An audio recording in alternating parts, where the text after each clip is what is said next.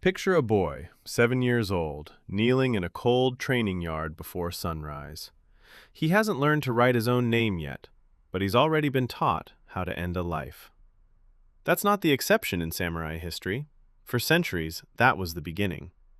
You've probably heard the samurai were noble, disciplined, bound by an ancient code of honor stretching back 1,000 years.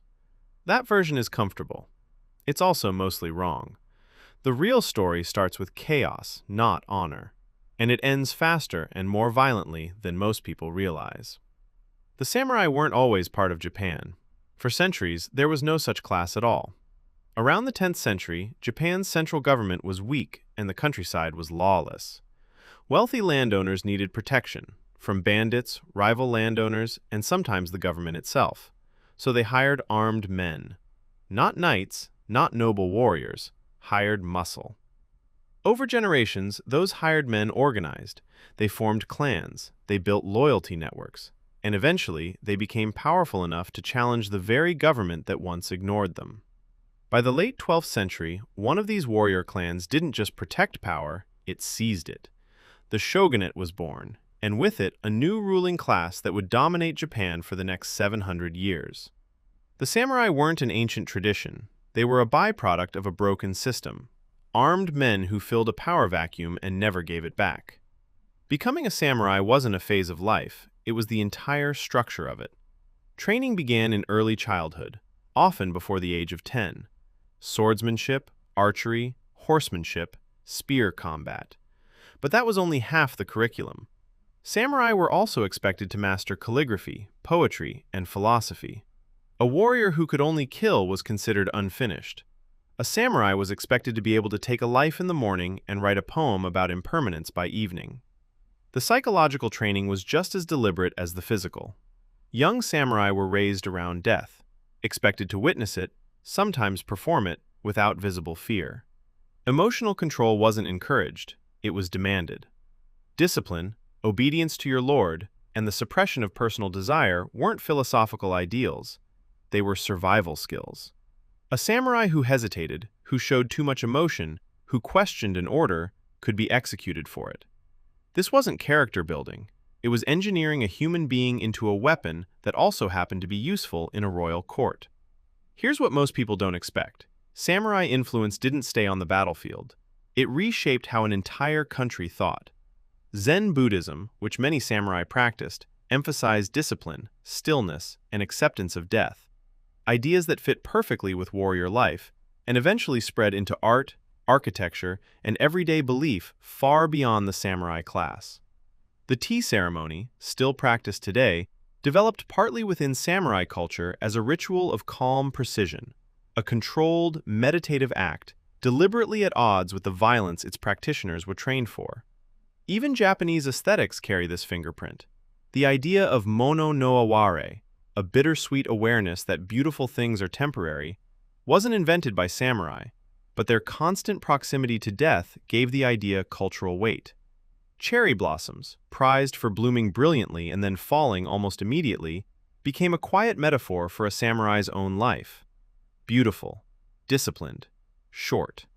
By the time this influence had spread, most ordinary Japanese people weren't samurai, but they were living inside a culture the samurai had built.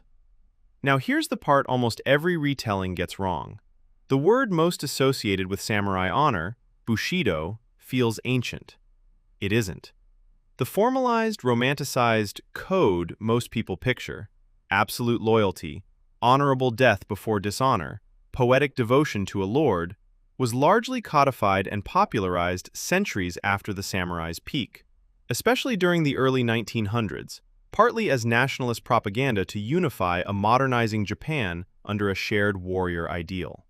Real samurai, especially during the country's long civil war periods, switched allegiances when it benefited them, betrayed lords, ambushed enemies instead of dueling honorably, fought dirty when dirty worked. The romantic code existed in fragments and ideals, but the polished, unified way of the warrior most people know from movies is largely a later invention, layered on top of a messier, more pragmatic history. Then something happened that the samurai were never trained for: peace. Starting in the early 1600s, Japan entered over 250 years of enforced stability under the Tokugawa shogunate. No more civil wars, no more battlefield opportunities. And that left an entire warrior class with a serious problem. Nothing left to fight. Samurai didn't disappear, they transformed. Many became bureaucrats, administrators, tax collectors, teachers. The sword stayed at their side as a symbol of status, but for most samurai, day-to-day life increasingly meant paperwork, not warfare. Skilled in combat, trained since childhood for death, and now spending their days managing rice quotas. This is the quiet irony most people miss. The very peace samurai helped enforce slowly made them obsolete. The warrior class spent 2.5 centuries becoming something closer to a hereditary civil service. Loyal, disciplined, increasingly unnecessary. And then, almost overnight, it was over. In 1868, the Meiji Restoration overthrew the shogunate and began rapidly modernizing Japan. Within a few short years, the government abolished samurai stipends, banned the public wearing of swords, and dissolved the entire class structure that had defined Japan for 7 centuries.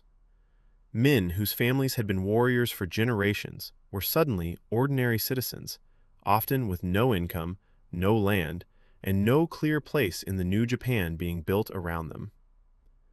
Some adapted. Some became businessmen, government officials, teachers in the new system. Others couldn't accept it. In 1877, a group of former samurai rose up in the Satsuma Rebellion, the last major armed resistance by the old warrior class, ending in their defeat by a modern, conscripted, non-samurai army using rifles instead of swords. It wasn't a slow fade.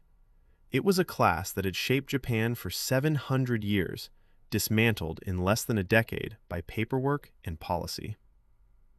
Go back to that boy in the cold training yard, kneeling before sunrise, learning to take a life before learning to write his own name. That world, built on discipline, violence, and unwavering loyalty, didn't end in some final glorious battle. It ended in an office, with a signature on a decree, and a sword that was no longer allowed to be worn in public. The samurai weren't destroyed by an enemy. They were quietly legislated out of existence by the very country they had spent centuries protecting. If you want to see what happened to the samurai families left behind after that, the ones who lost everything overnight, that's a very different and much quieter kind of tragedy. Subscribe if you want to see it next.